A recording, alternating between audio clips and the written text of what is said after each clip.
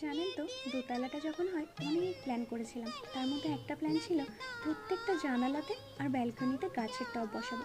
সেই মতো আস্তে আস্তে এগোচ্ছিলাম, কিন্তু হঠাৎ বাবার চলে যাওয়াটা বাড়ির ওপর থেকে বট গাছ সরে যাওয়ার মতো, মানে বাড়ির ছাদটা চলে যাওয়ার মতো।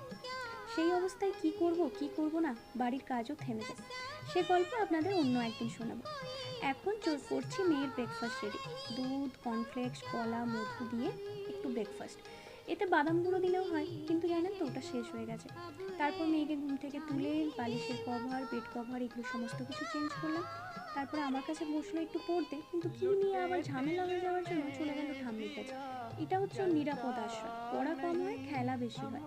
আর রান্নার দিদি আজকে রান্না করছে মাছের তেল ভাজা, ডাল, কুটরি আলু পোস্ত, মাছের ঝাল, আর আমি বলেছিলাম আমার জন্য একটু সমুদ্রের মাছ করতে।